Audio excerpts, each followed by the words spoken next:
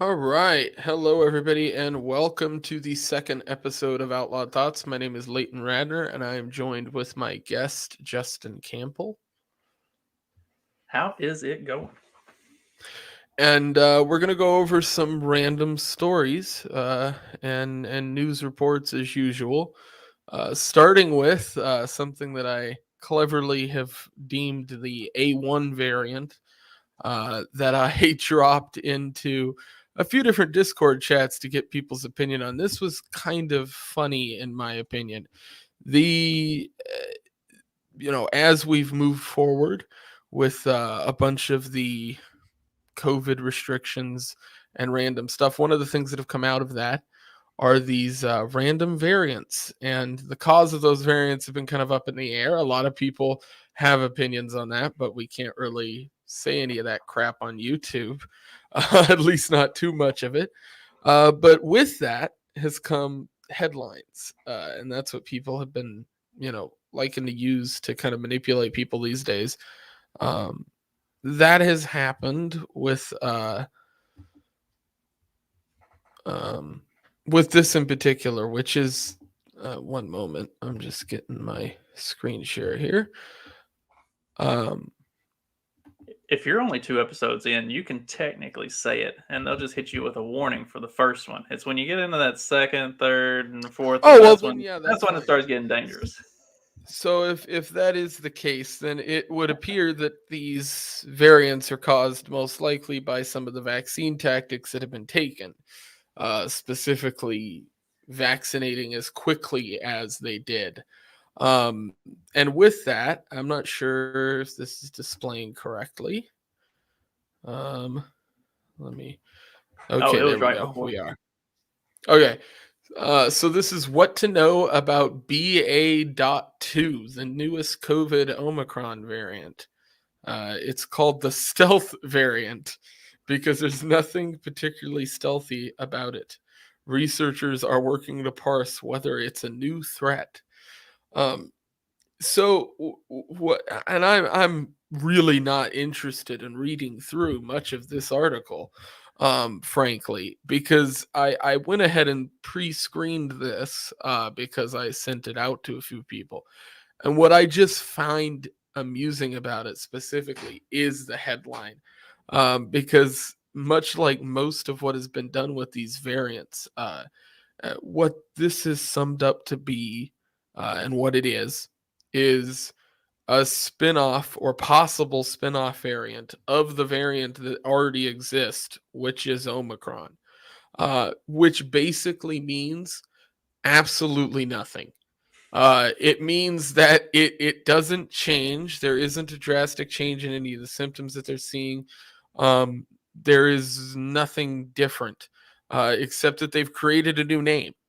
And then they're going to tell you that that new name is not very stealthy. Researchers are working to parse whether it's a new threat.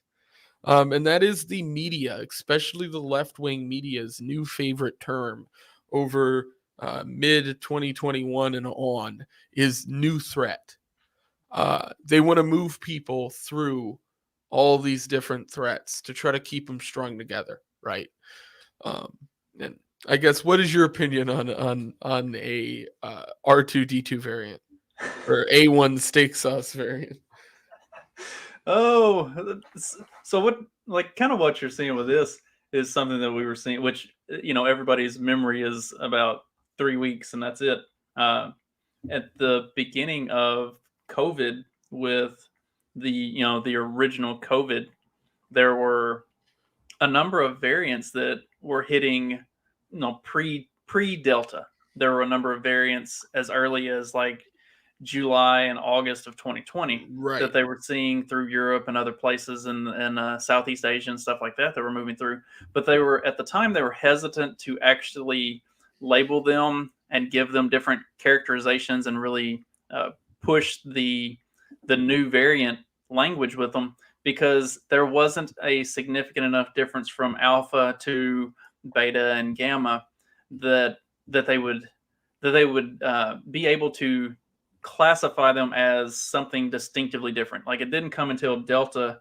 Delta was Delta was verifiably different, and so that's when they really started to talk about that.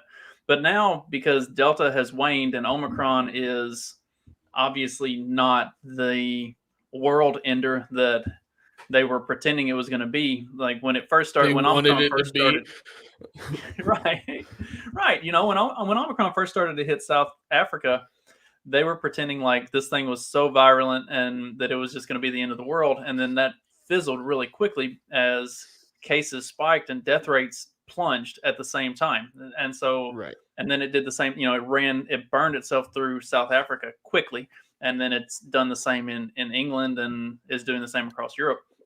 And so it's not the thing that they needed it to be. So now they have to have. I mean, it's a marketing technique. Like, you have to Right. find a way to play that it's something new and it's something different and it's something terrible and it's going to be even worse than the last one, when the last one wasn't bad to begin with, and this one is showing no signs of being anything at all. Like, I think from the research Yeah. I've done So on it. I just went through what we believe was Omicron. And I have close family that went through it, as well as a couple family friends. And what was talked about, actually, funny enough, on the Rogan episode with Doctor, oh, his name escapes me now. Robert But Malone. the Yes, yes. When he was on, they discussed how reports were coming out of Japan that um, the results were showing that the variant was upper respiratory in the top of the lung and kind of throat, more so than the lower lung, like the Delta and original variant that everybody kind of knows and talks about in the media. And that was actually the result of what I ended up with. It was something that was kind of down, in the top of my throat, and kind of, congestion on top of that. And sure enough, that is what everybody has now been reporting as the kind of primary symptoms, which are pretty light. Most of the people being hospitalized, from what I understand at this point, are being hospitalized with worse symptoms are people who have previous variants and are not actually contracted Omicron. They've contracted Delta or even the original COVID, which is kind of murky on whether or not, from what I understand anyway, it's murky whether or not we actually have um, the original variant of COVID still circulating naturally in the US. From what I understand, they think some of that might be coming in from inter-country travel, or something like that, because they think that it's probably already circulated, the at least up to, a certain point through the variants. Because that's the problem, is like, as soon as a new variant pops up, you have to catch up all over again. And the shtick that they're selling people on a vaccine doesn't really work if, like, the thing you're fighting keeps changing. And so the media has to try to loop that into uh, controlled opposition, in a sense of saying, okay, well, um, the virus isn't going to kill you, but you still need to do all these things along with this to protect you from the virus that can't kill you, or isn't going to kill you most of the time. 99% of the time, 99.9% of the time, whatever it is. That virus has to be scary, but it doesn't have to be kill you scary. The left can give up on that, right? And I think people need to realize that the left can just admit that the virus is not really killing as many people as they thought it was going to, and you can go back to normal. But then they can just slowly suggest from the the left wing angle, some things stay around. Things like masks, things like the actual passport system itself. If not for COVID vaccines, maybe they implement it for other vaccines. And that's something that I think is interesting. All this technology and studies that they've used over the last 2 years, they can just reapply to new situations that they can now create. uh So so something you had hit on early on in this topic was the like the theory or the idea that early vaccination may have potentially created an environment that produced variants. So, Right. like coming from an agricultural background, what you see with uh, both, you know, pesticides and herbicides, the things you use for weeds and bugs in farming practices. If you go too early or you go too hard with certain pesticides or herbicides, the bugs will adapt and the plants, the weeds will adapt. And so you can't keep using the same thing over and over again because it creates a new hardy variety of either bug or weed that you can't kill with the same treatment. And that's the way these viruses are. Like they're living, uh, evolving things. So if you when you start to treat something as it spreads, it will adapt and change itself to meet the because ultimately that vaccine or whatever, that's a threat to its life cycle. So it will evolve and adapt to meet that threat.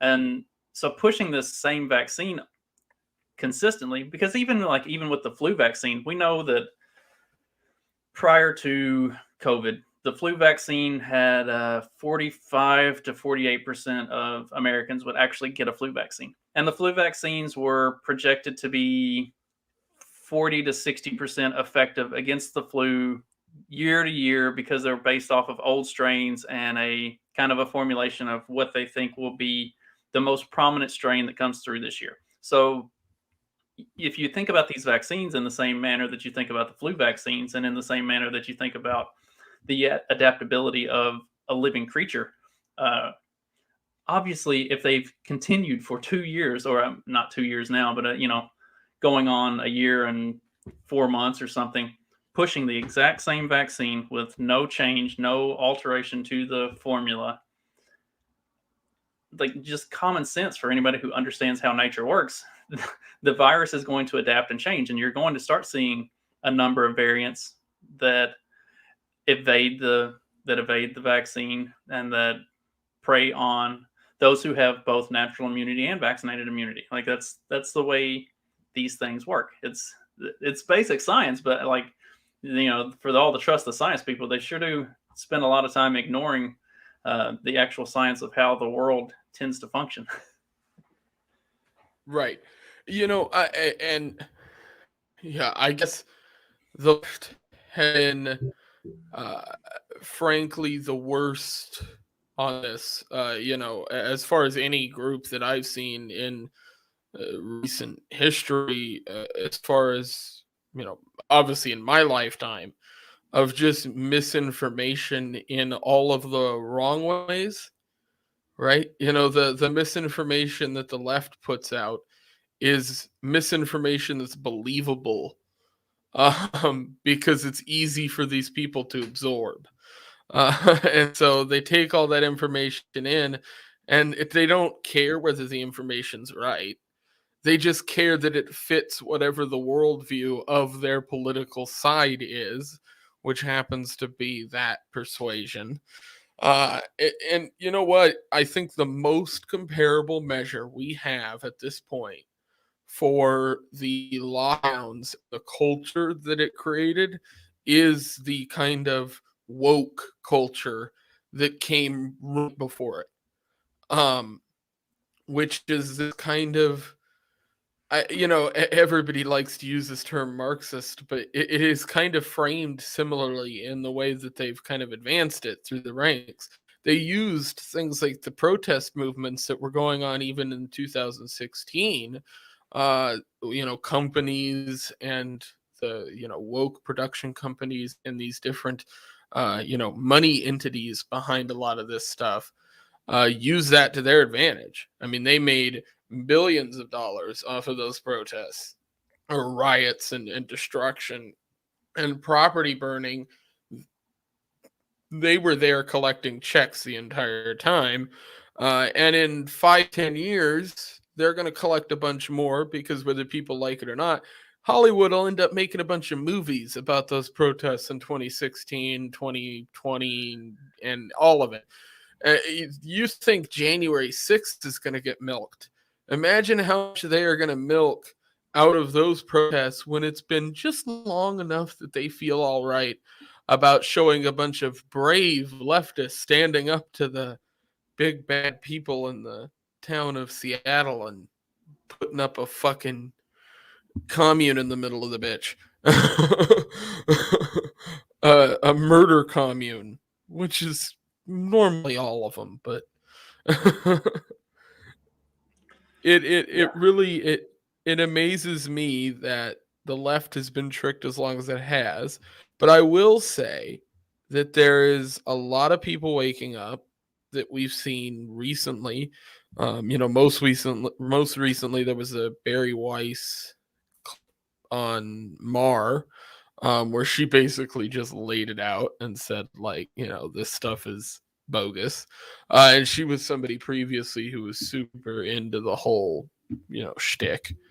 So I think there's more and more people waking up, but I think it's always a problem. So I think the next thing that we will talk about here is this truckers, Canadian truckers, um, badass. Uh, so massive vaccine mandate protest convoy may smash world record. Justin Trudeau called participants of the protest a small fringe minority, which this headline combined with Justin Trudeau's statement is this is a perfect headline in my opinion. They have owned somebody within the headline. That is pretty impressive. Of course, Trudeau is going to play it up as it's a small fringe minority. They never want to actually give light Yeah, to how big the situation is, because that makes him look bad. That seems like a wholesale assault on everything that he has been basically promoting for the last 2 years. Uh, that just from that yeah, picture alone, that doesn't look like a small fringe. I mean, no, that's a number of trucks. I'd say not. And if we read up here, we can see how fringe it is. Truck drivers in Canada are protesting vaccine mandates on their industry with a massive convoy that may break world records. It's 70 kilometers long. Benjamin Deichner, or however he wants to say it, it's not good either way. Uh, spokesman of the Freedom Convoy 2022 told the Toronto Sun, I have seen footage from an airplane. It's impressive. The Freedom Convoy left from Vancouver to Ottawa on Sunday to protest the federal government's vaccine mandates for cross-border truckers, which took effect on January 15th. So they got going pretty quick. January 15th is, what, 2 weeks ago? Yes, yeah, that's a quick turnaround. Yeah, the Canadian Trucking Alliance, which the Canadian Trucking Alliance is fucking great. The Canadian Trucking Alliance estimates that roughly 15% of truckers in the country are not fully vaccinated, or about 16,000 truck drivers. Well, let's put it this way. If half of those truckers were there, which is what, I mean, even if you said, I mean, 8,000 of those guys showed up. That's a lot of truckers. That's not a that's now that is technically a minority, but I'd hardly call that a fringe minority the way that's framed. Canadian province announces plan to impose fine on the unvaccinated. Oh, so they're going to just straight up fine them. Guinness World Records show that the longest convoy recorded took place in Egypt in 2020, coming in at nearly 5 miles long. And they're at um, 70 kilometers. I don't know what that translates to. It's a lot more than 5 miles. Yeah, that's a lot more than 5 miles because I'm thinking about, yeah, but that's insane. Okay, 50,000 trucks joined US and 1.5 million people will demand an end to COVID discrimination and Trudeau's tyrannical grip. We stand with you. So that's 50,000 trucks according to Bernie's tweets. Bernie's tweets? Well, that seems like Bernie. a fucking reputable source. I guess it's Fox News. I ought to trust them a little bit better than CNN, but not much. So I'm going to click on the video. We can watch this.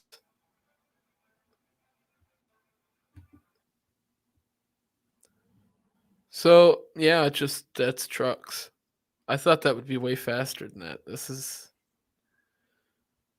If not a they're good doing it, video to convey. I'm just saying, this is not a good video to convey the number of trucks you have. Because you really should have. Does no one have a drone? Like, I know it's windy, but come on. Like, or time lapse it or something.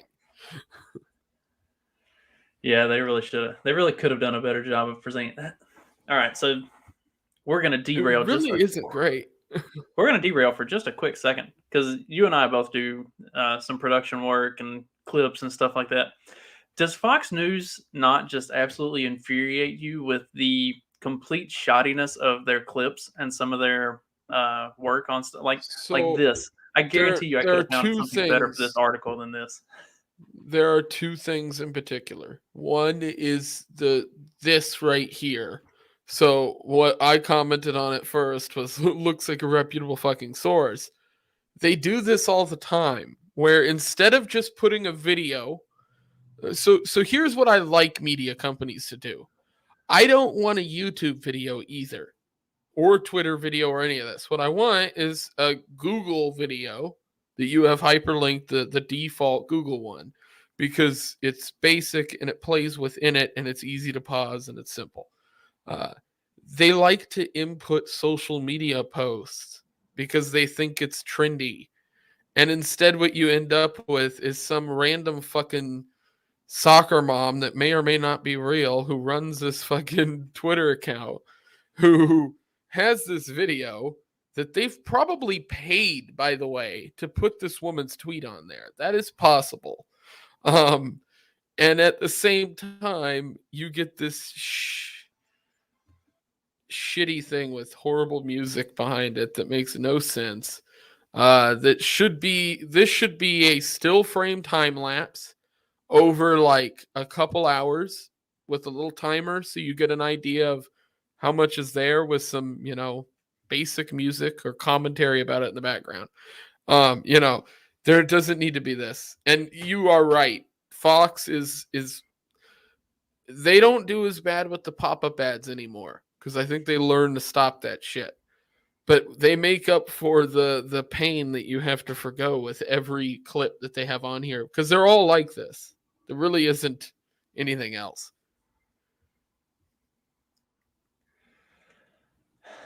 I've kind of because of that kind of stuff. I've kind of started only going to Fox for specific clips of Yes. like of people talking about a specific topic. Like I've almost stopped getting any news from them because even Right. though I think that they probably have a more fair and balanced used to be their terminology that they use to like even though I think they may have a more middle of the road kind of take on stuff and maybe a little bit less biased, the production quality of it is just such shit that I don't want Yeah. anything to do with it. Like I can find better stuff on somebody's Substack that'll give me the exact same information with a better quality content. Like Fox really needs to reconsider whoever they've got running their shit and Absolutely. try to get it a little bit more professional. Yeah, the way that I do things typically is I just look for a specific story by just Googling or in this case on Brave most of the time. I just search the topic I'm looking at. And I'll normally look at whatever I think's worded the best or has a good headline and go from there because it, looks good on video and I can read through it easier. Uh, because a lot of times, like I will notice this, uh, Fox doesn't do words. Like they keep it short and simple. Which CNN does the opposite. CNN adds a bunch of random shit. I think probably because CNN's playing with search algorithms a little more than Fox is. The Fox's core audience is fucking old people. And so the way that they get people to their stuff is different than CNN. I mean, watch Fox on regular television, and all you're going to see is catheter and Cialis medication commercials. It looks like you're watching something out of a fucking senior center like pamphlet.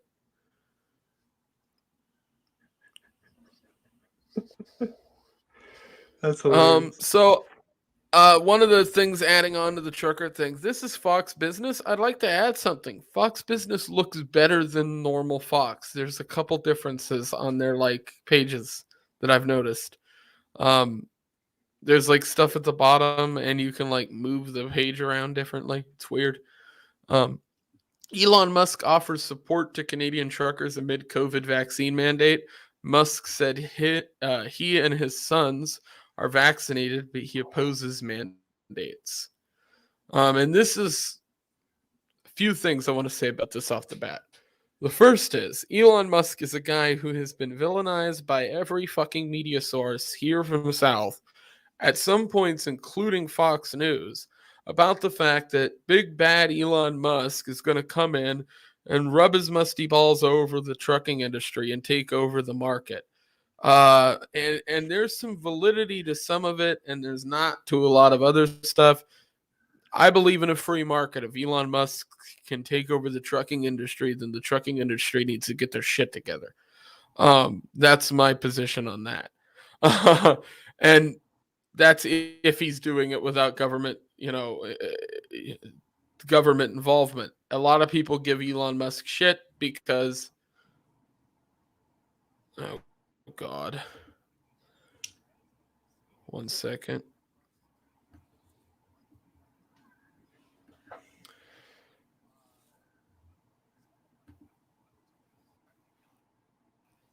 Yeah, Elon Musk does catch a lot of hell, especially from the left, and he's like,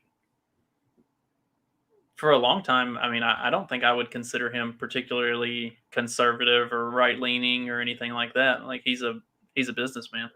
He does catch a lot of shit from the left. I think he's a perfect example of somebody who's been forced into the right. He's somebody who had a business, who was in the electric car industry and building things like that, which the left was super into and wanted to push forward. And then I think somewhere along the way, they wanted to go further into the climate change battle. And I think that Elon Musk specifically wasn't interested in that. And I think that angered him, and so eventually the relationship between the kind of higher ups that are involved in that kind of stuff just soured with him. And so I think he's kind of forced to take one of two positions, which is be a complete outsider, kind of, or just uh, identify with some of the people that are on the right, and he's not appealing to super duper conservatives. I don't think he appeals just as much to libertarians, in my opinion, as he does to quote unquote Trumpers, or at least he should. I think there's a lot of libertarians who have issues with him because he's gotten things like government support in the past. But I think most of that is no strings attached at this point. He's paid all of that stuff off. So, there's a position he has as being kind of this arguably one of the best minds of the last, short while in history, who's also given us some interesting things, electric cars that are definitely cool. Even if you don't like them, they're interesting. So I talked about the, growing up in an agricultural environment and stuff, and bugs and plants and herbicides, pesticides, whatnot. The thing that you brought up Elon Musk and the problem that some libertarians have with him in that he's taken government funds for different things in the past. The problem that I always have with that argument is because I grew up on a farm, like there are farm subsidy programs that do not make any sense. They make no sense at all. They effectively serve the purpose of they pay farmers to not actually farm. And there's no reason to do that.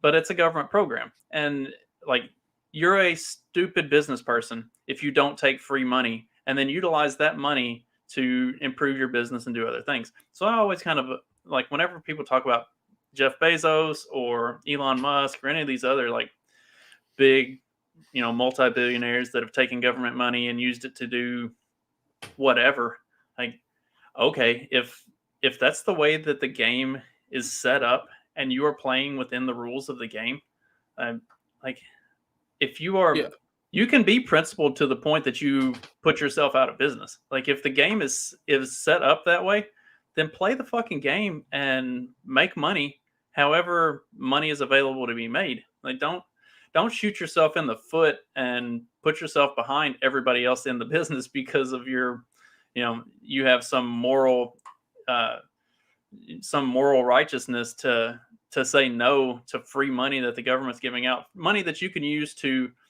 expand your business, to give more people jobs, to create a better product. Like that's the way that the system works. If you can use that to create a better service for the public, then by all means do it. Otherwise, you're doing a disservice to yourself, to your employees, and to the public that you could be serving. So that's always, Right. that's the Yeah. beef And that I always have with the super principled libertarians who get mad because some business owner took money from the government. Like, if that's how the game is so set up to be played, you play the game to win, and that's how you win. I don't really think that, I consider myself to be principled, and that's something that I care about. My own personal opinion on it is like if you're somebody who owns agricultural land or you're a farmer and there's money on the table you can take it, because your alternative is you're some little fucking bar in the middle of some piece of shit city that's falling apart with streets burning around you, and your business is closed anyway, because they still have a lockdown in place. you know, so it's like the agricultural work. Yeah, I think you take what you can get. Like if there's money on the table, you'd be stupid not to take it, and that goes for anybody, by the way. Like for a small, like okay, so they gave out stimulus checks. You know, we all fucking spent them. We used them on something. So it's like Yeah, it's not I like we talked about sent that it too. back. Like You it was know, a moral qualm for me taking that money, but they're going to hold that against me on taxes this year anyway. So like whether I cash that check or not, the government is going to hold it against me. So I can cash that check and I can use it to pay down debt that I have, and I can use it to yeah, buy and property, and I can use it some to do all kinds of people stuff that does more good for me than, I mean, I would rather I have that money than the government have it. So some people got those checks and threw them into cryptocurrency because they were already making enough money to live, and they made tenfold what they put in. So it's like the fact is there's a big separation between principles and actual fucking reality these days. And I have principles, but those principles exist in the reality that we're in today. I want to create uh, a new situation for my state in Alaska, and I want to expand that to everywhere. That's kind of my vision for things. Is like, uh, as far as libertarianism goes, is like you cannot do uh, what people are talking about doing without all these things getting hit at once. You need to have culture. You need to have uh, you need to have government out of the majority of the equation to be able to obtain what these people are talking about. When we talk about like the libertarian philosophers and things like that, and we talk about the theory behind it, we're a long ways away from that. And when I look at like politics, for instance, and how twisted that shit show is, and then I look at something like the culture, and we always talk about, the Breitbart doctrine and things like that, and what culture affecting politics and politics affecting culture. And my argument has been for a while that they're just the same fucking thing at this point. And if we can't do both, and we can't do both at the same time, then we're doomed to fucking fail. So, like, if I'm covering stories, I try to cover stuff at both ends of the spectrum. I want to have some pop culture stuff in there, and I want to have some normal politics and world news and shit like that. because I think that we're not talking about, like, for instance, I'm going to be doing some videos on the comic book industry and Marvel and DC and stuff like that, because it's one of the biggest like middle fingers to fan bases that we've had in a long time. Just stuff that matters in the real world. Like, if people are watching something, then libertarians should be talking about it. If they want to convince people of things, they need to be in the spaces with those people. So Absolutely. moving on to something a little more lighthearted, I'm going to go to uh, this story, which I actually will do this one. This is from Bounding into Comics, which is a great site for comic news and like Marvel news, stuff like that. Ant-Man and the Wasp actress Evangeline Lilly protests against vaccine mandates. Quote, "This is not safe. This is not healthy. This is not love." Um, Ant-Man and the Wasp actress Evangeline Lilly took to Instagram, where she revealed she participated in the anti-vaccine mandate rally that took place in Washington, D.C. on the weekend of January 22nd and 23rd. And I'll go here. I have the Instagram post, but she posted this photo here with Vax Democrat for Medical Freedom, which I thought was a good sign. I think that's a wholesome sign for a Democrat to have. But she put this post up. Um, While Canadian truckers were relying on their cross-country peaceful convoy in support of the same thing, I believe nobody should ever. Yeah. Uh, so she goes through this. I believe nobody should ever be forced to inject their body with anything against their will under threat of violent attack, arrest, or detention without trial, loss of employment, homelessness, starvation, loss of education, alienation from loved ones, excommunication from society under any threat whatsoever. This is not the way. This is not safe. This is not healthy. This is not love. I understand the world is in fear, but I don't believe that answering fear with force will fix our problems. And this is like fucking great. Like, and like really well said. Yeah, and she. And I mean, The I interesting part of hadn't. that was talk because we did just talk about principle. She said it, towards the end of the post that she was pro-choice before COVID, and she's pro-choice today. Like that's one of the Right. things that has been the most. Not that the left gives a shit about being hypocritical, but that's one of the most like hypocritical things that has come out of the left is they claim to be pro-choice until it comes around to this. Like they'll they'll get pissed off about the Mississippi and Texas abortion bills while simultaneously pushing for a vaccine mandate. Like it's Right. it's Yeah. completely And counterintuitive. So I do like that she has some principle that she states it here at the bottom. And while I don't agree with her position on pro-choice, right. And uh, I don't either. And but it to me it's like yeah, this is something that's not only is this principled, but it's important because this is somebody who, has a decent acting career and is gonna be in a new movie here coming out soon. So it's cool to see somebody getting, putting something out there. I think it's funny. One of the first people to do that was Gina Carano, and we saw what happened to her. But then the backlash, because Gina Carano was fired from The Mandalorian, was that the numbers for Mandalorian were affected, and the entire Disney Plus platform was affected because of it. The fan base, a big chunk of the fan base, turned against uh, Disney Plus and Disney as a whole because of them firing Gina.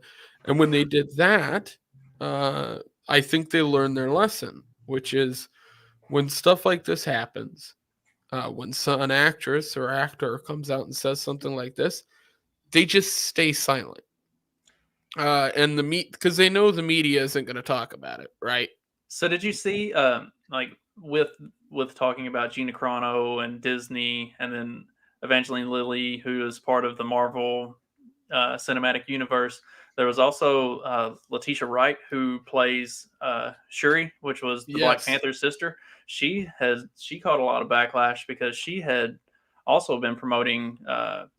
They called it anti-vax stuff or whatever, but it was stuff that was saying similar things to what Evangeline Lilly has said, that like going against the mandating of this stuff. Like so that Disney So what's actually Disney's funny about that is the movie she's working on, this Black Panther 2 film, which Jesus fucking Christ, just leave it alone, guys.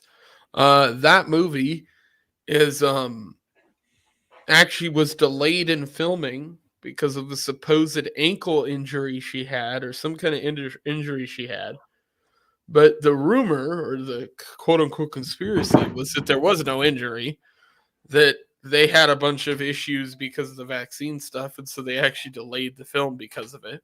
But they didn't want to publicly state that, so they went with the narrative that she got injured.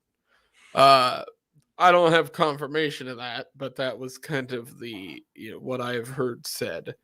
Um, which is funny, again, I think that is how these corporations and the left, especially the corporations that are on the left, that have kind of aligned themselves with that fan base and that group of people, they are going to just ignore these people.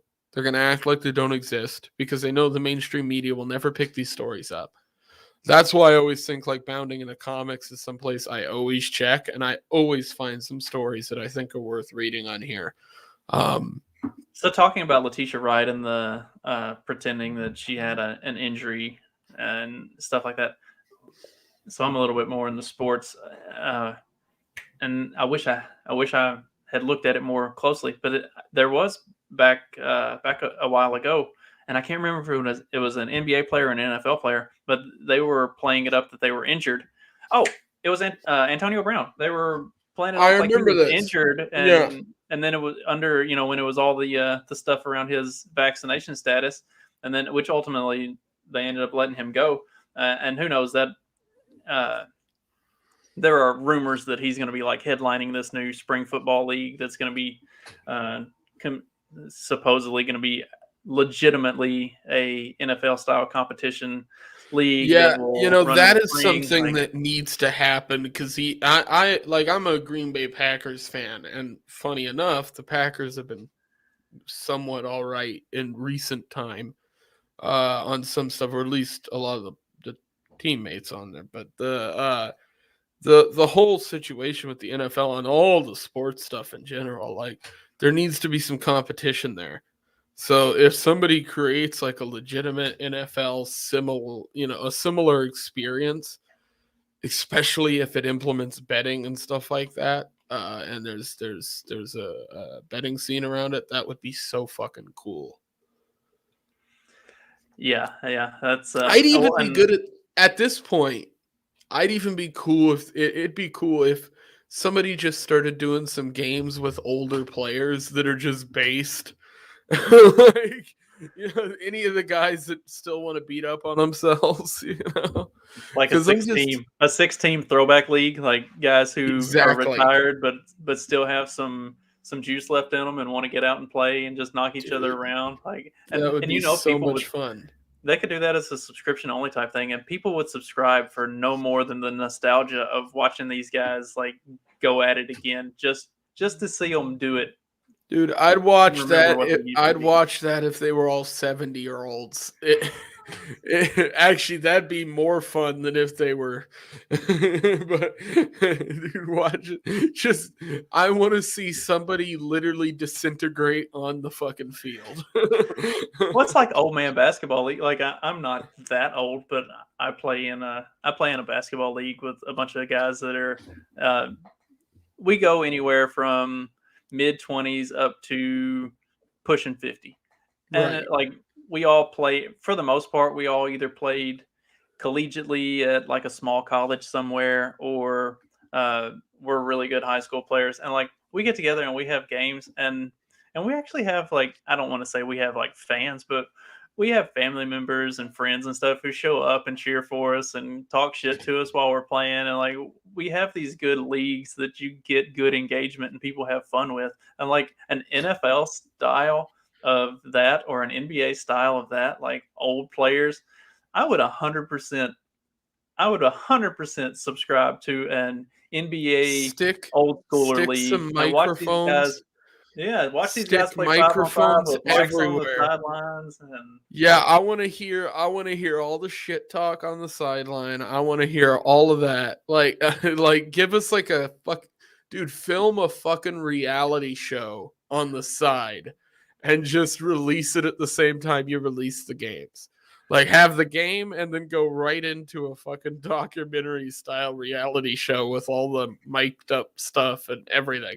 Like they could just somebody has to compete with these people with something, and it's going to happen because the media and the culture with the woke narratives have infected sports, and sports is one of the few things that it's difficult to keep a fan base once they do that, much like film, because it's most of sports, whether we like it or not, is masculine, and when you take that away from the people who are playing in the sports, which, if you have a big group of people who look at vaccines a certain way, and then you push those on the players and they don't protest it and go along with it, everybody collectively on that side of the fence loses just a little bit of respect for those players. And so, because of that, you're less likely to watch another game when it's on. Or maybe it even makes you stop being a fan of your favorite team. So, somebody can come in there market wise and move into that space, and I do really well. it is kind of nice to see that Kyrie Irving has kind of won. Like Yes. they're letting him play home games and stuff Oh, he again. just big dicked him. I mean, Yeah, just 100%. And that was great. So this is a different story. This is a little bit different. Mandalorian actor John Leguizamo admits his embrace of identity politics lost him half his fans. Also claims he stayed out of the sun to stay light skinned in order to get work in Hollywood. So that's a mouthful of a headline, but fucking Jesus Christ.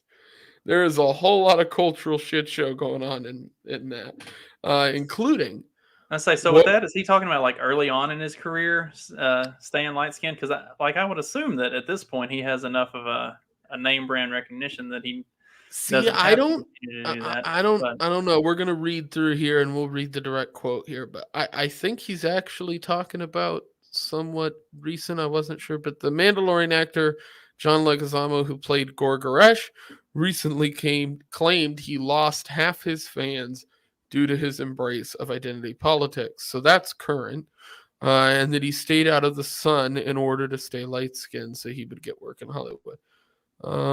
That's from an interview. In an interview with Nick Barilli of the Oscars Scene Program. So this is this video here. So I guess we can click on this. I don't know if it's going to be a whole thing, so we might not watch this. Yeah, it's going to be a 29-minute video. Jesus Christ. But that's definitely recent. So it's definitely recent. Oh my lord. I hate some of I just these can't imagine article that he's sites. actually in present day staying Okay, out of the no, sun no. to maintain lightness. Here's the quote. Here I am in NYU, a student. I'd fixed my accent a lot by this point, and all the white kids in my class were going to 5 auditions a day. I was going to one every 5 months and was like, wait a minute, I'm working as hard as they are. I got better grades, the Encanto voice actor stated. And then I realized, oh my God, I don't have the same opportunities as they have. And I realized it wasn't an equal playing field. It just was never going to be a disillusion you. And it disillusions you. You're a young man and you realize, oh my God, life is not fair just because of how I look. how I sound, my economic class that I came from. It's just like a fair. It's just not a fair playing field. No matter how talented you are, it doesn't matter. But I thought talent was a great equalizer. He added. So the audition I would go every 5 months was always for a drug dealer, a murderer, a killer, somebody uh, or somebody your gardener, or somebody servicing your house. He stated. Leguizamo would go on to refer to Hollywood as Holly wouldn't, as he wasn't landed the roles he wanted, so he decided to turn to performance art and off-Broadway plays. The actor would even take issue with the amount of Latinos in Hollywood. He stated, "Cause look right now. The census came out, the 2020 census, and said we're almost 20% of the population. And then a couple years ago, we were only 3% of the faces in front of the camera." So, yes, it looks like he's referring to before. The important part here was to me the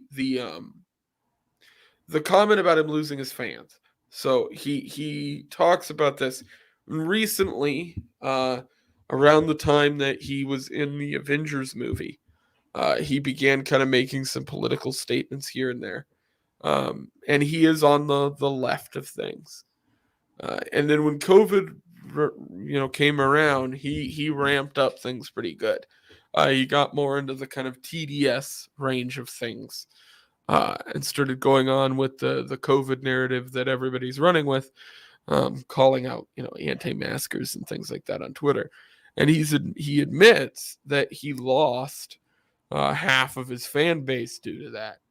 And the reason I think that matters is because Disney and these companies will never admit how many people are really giving up on them when something, like a mandate within the company, or some paper that they've done leaks, or, they've done some re education camps within the workplace, or whatever they got going on there. They decided to ship all the Uyghurs to Disneyland. Um, Whatever the situation may be, uh, they don't say anything when it comes to how many fans have kind of turned away. So when somebody says it, like him saying half his fans were just gone, that's really fucking hopeful to me, because that means people are looking at these views that these people are espousing and going, yeah, I don't feel like giving you my money. And then they're actually doing it, right? Because if he's actually saying, here, I lost half my fan base, that means you're admitting that, yeah, you made a shitty business decision, which I think applies to all these other businesses that are doing this. And I think it's probably resulting in the same thing. I think these companies are freaking out. And I think they're going to realize pretty soon that they're not going to have any money left to continue to do this charade. Because it is running thin. You look at Disney in particular. We talk about how much money they've brought in. Yeah, they're not doing so hot when you're talking about things, especially like, we look at the Spider-Man movie, which killed it, right? Blew up. Uh, but look at everything before that. So everything that Marvel did before, um, everything he did before, or every movie Marvel's done before that release for Spider-Man that just happened recently, was shit and did shit in the box office. And it did shit because no one wants to fucking watch your 90-pound women toss around 300-pound dudes. The fucking shows are worse than CW shows. I mean, the stuff that Marvel's putting out, it is fucking god awful. I mean, this new Hawkeye thing that they did, uh, where we've got Hawkeye, or is it Hawkeye? Yeah, Hawkeye. He's the one. Yeah, he's what I'm thinking. This new Hawkeye one they did. I put on the show. You've got this chick. There's a scene where they have like an ice rink that they're fighting on. I think it was an ice rink, and he's not doing anything Like the main character, who's not really the main character throughout the whole show, isn't doing anything. And she just starts beating the shit out of these like thugs, like trained thugs. And I'm like, this girl looks like she's maybe a $120 with all the leathers on. Like, so Impressive this is how fucking a college kid who was just on the archery team and considered a really good archer suddenly becomes like a jujitsu master and is beating the shit out of all of these like legit gangsters and thugs and stuff with minimal training. Like maybe there was a 45-second cameo that segued of Hawkeye teaching her. I mean, I guess in that 45 seconds, he taught her his entire oh, history absolutely. and You know training what? and It's special ops type just stuff. like the Captain America shield. It's just like the Captain America shield. Once you pick it up, you just magically know what to do with it. It just somehow, like Mjolnir can't be picked up, apparently. But I bet if you could pick it up, you'd magically know how to do everything fucking with it. It would just tell you it should, whatever it is must just speak to the characters.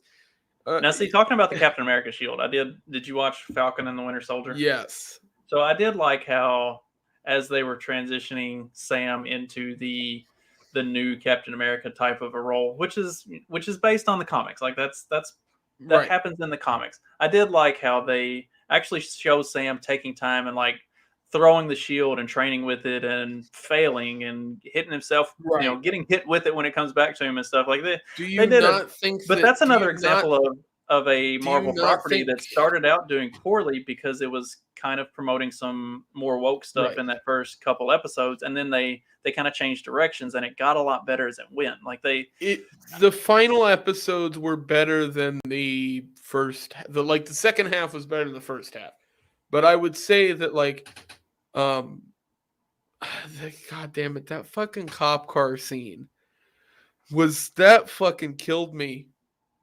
Man, so that didn't make any fucking sense. They were fucking Avengers. These people were like saviors of the fucking planet. Like, and everybody saw it. There's been no fucking mind erasure bullshit.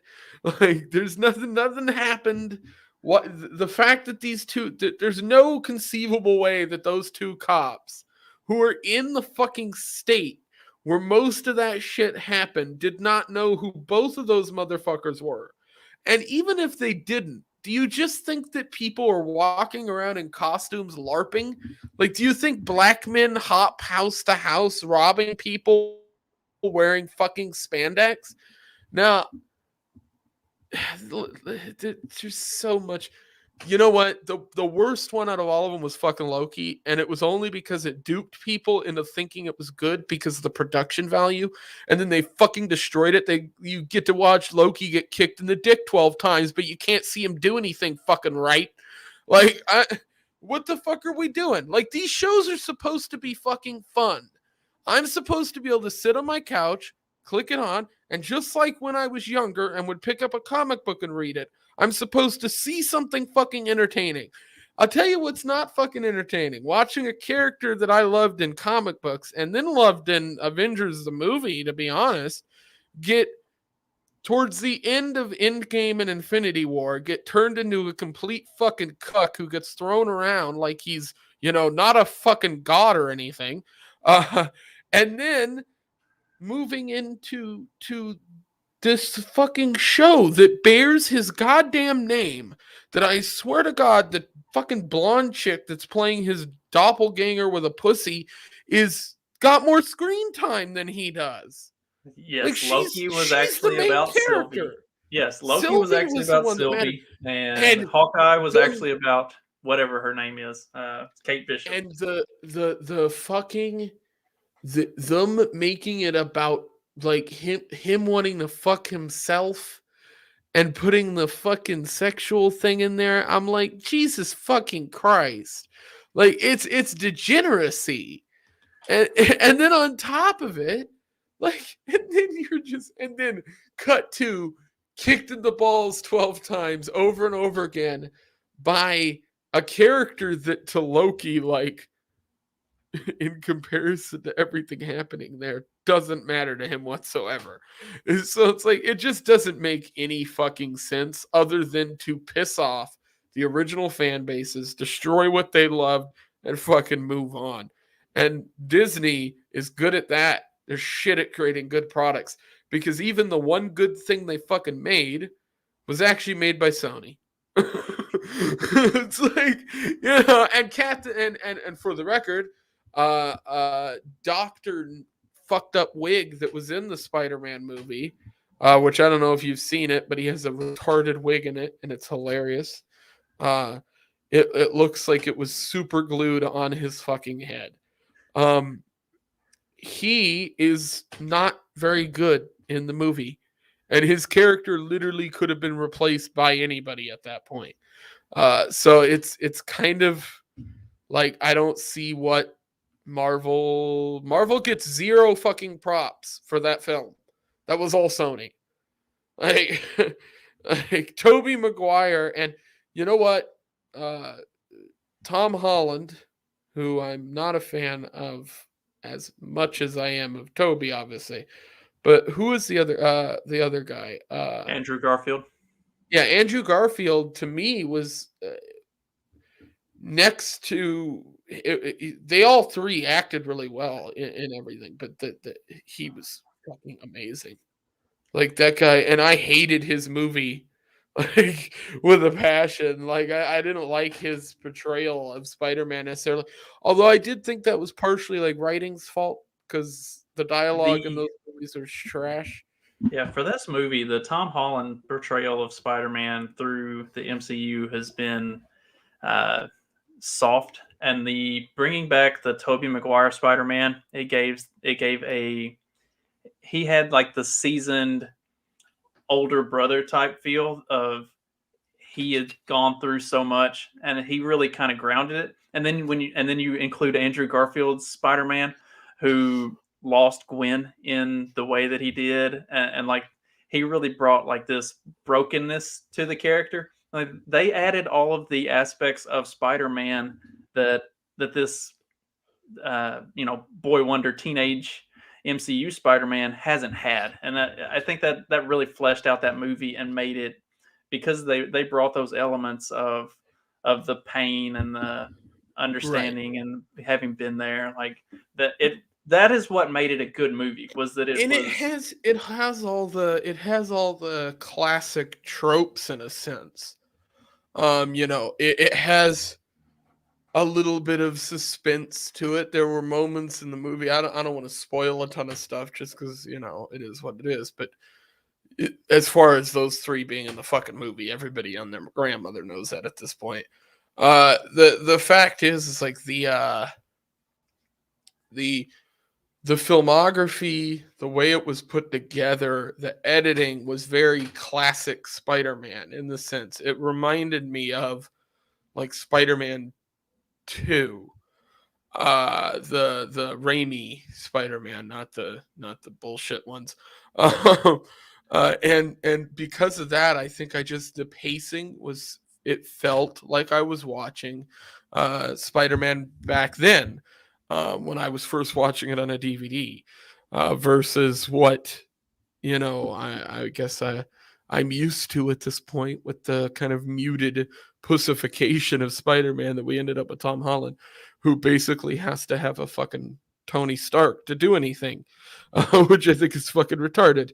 And like they took a character that was like Spider-Man is printing money because it just is like everybody likes Spider-Man. Um, but it's yeah, they've just ruined so much of this shit. It just makes me mad. They fucked up Star Wars, then they moved on to the fucking superheroes. Video games are fucking next. They're taking everything out, man. Like all the shit that we know and love, we're not gonna have anything to fucking show our kids in 40 years. Like they're gonna have canceled it or burned it all by now. Yeah, you're probably not wrong. Yeah. All Well, right. I on say that I got chipper note, I say I got to towards getting me some sleep. I got to go to work tonight. Absolutely, so do I. On that note, I will go ahead and end it. You guys can add my Twitter. It's in the description. It's at Liberty Layton. You can add Justin's Twitter at jcamp1521, and you have a podcast and a YouTube channel as well. Yeah, check me out at Fact Check This Podcast, and I also do a morning show with a couple of buddies of mine called The Morning After. So we only do live streams for The Morning After, but my podcast, Fact Check This Podcast, can be found on YouTube, Odyssey, BitChute, Rumble, and anywhere that you get your podcasts. It should be on every podcatcher. Awesome. Thank you, and I will talk to you guys later. I hope you have a good day. Thanks, Layton.